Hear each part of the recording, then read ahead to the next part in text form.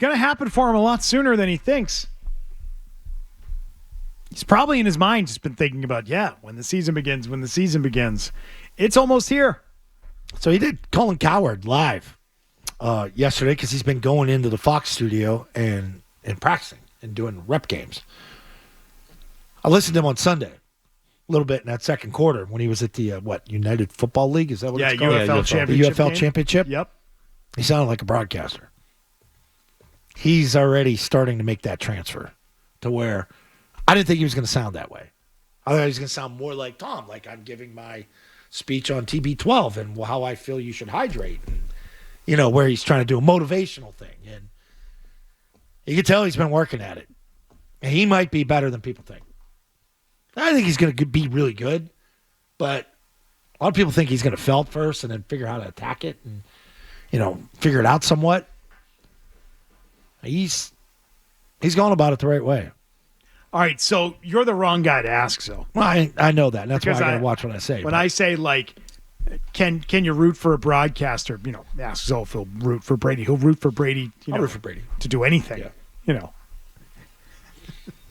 He'll root for Brady to make great scrambled eggs in the morning. I mean, he'll root for anything. Watery. Don't overcook It'll be him. anything. He'll root for Tom Brady. I love watery eggs. So I really ask this for everybody else. Do you care, as a longtime Patriots fan and Tom Brady fan, which those two things are one and the same, do you root for him as a broadcaster? Do you care? I kind of do. I kind of do because I remember what it was like from Montana.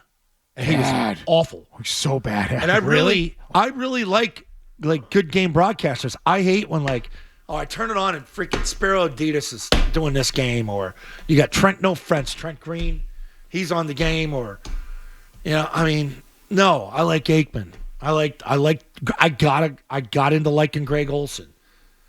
I wasn't crazy about Romo at the beginning, but then I liked him because he was he was sort of, he got it. He was different. And then he got weird. Yeah.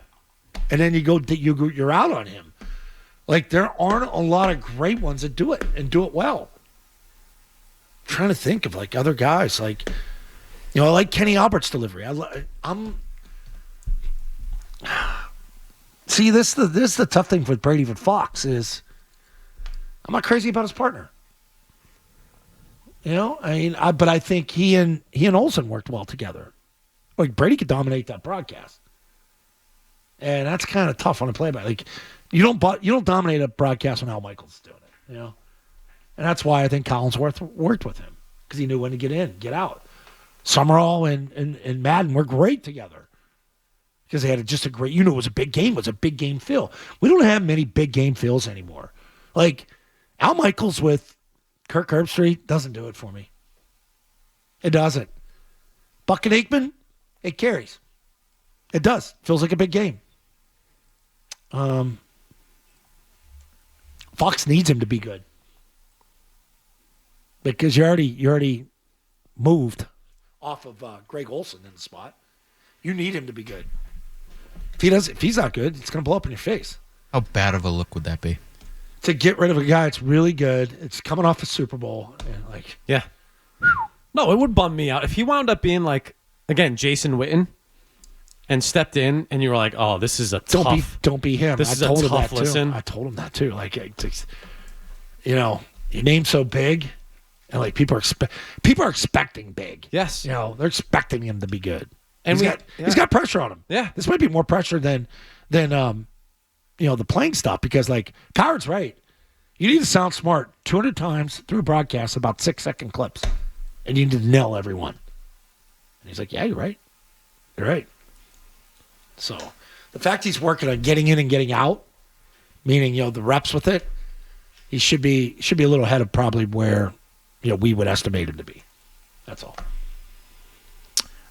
I'm rooting for him for our own sake, watching him every weekend, not wanting him to become Montana-esque. Montana was really that bad? He was not good. Dan Fouts. Oh. There's been a lot of guys who have just been so bad after their careers, and I think there's an entire generation of kids that will grow up watching Tom Brady and will only know him as a broadcaster, which is a weird thing to say. Yeah. And there were people that weren't Phil Simms fans, but to hear Simms and Nance do a game together, it sounded great. Phil would be like, "You're right, Jim. That's a good throw there." As you look at it again, and like Phil's not really telling you that much, but it worked. It worked. Phil Simms could not exist now. People expect and demand too much of it. If you would listen to Olsen now, and then go to Sims and back and forth, you'd be like, "What is this?" Yep. The quick. See, Olsen's quick and he's fast, and he's. You learn something when you listen to the broadcast. You know how Tony Romo gets mocked after a bad broadcast? Yeah. I don't want Tom Brady to get mocked. No, exactly. I don't want that to happen. You know, Brady's not going to. Oh, I don't know. There, Eugene Burkhardt. It's probably not going to happen. He's not going to do that. Nope. My He biggest knows fear that. about Brady is he'll be vanilla, and he won't be all that interesting. My Even biggest fear is he'll be afraid to be critical. That's what I mean. He's not afraid. I hope he approaches it not afraid to say something that a player may not like hearing. Yeah, they're not your best friends. They're not your friends, period. Not only that, you have all that too. Like you have all the ground in the world to stand on. Wait, I'm sorry. You didn't like my criticism? Oh, okay. Oh, what have F you ever done? I'm Brady. Yeah. So you get the clout. do the job without fear of what anyone thinks of you because you said something they didn't like. They're not going to like things you say. That's the gig. Right. They're not going to like you. Your job is to not go in there and be liked.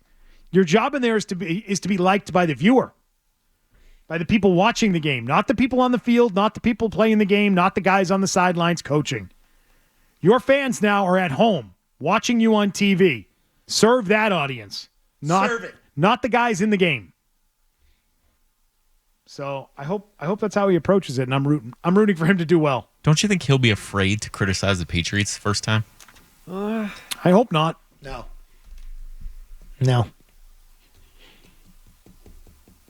Because he's already thinking about like Drake May stuff. Yeah, he's like, I was 22. Who was around me? He's already knowing the room around May. So he'll be ready to go after them. He'll blame them for it.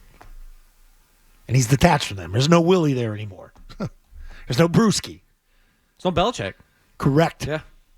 Hey, if you like that clip, check out more videos from Zolak and Bertrand right here. For more Patriots analysis and opinion, hit this playlist.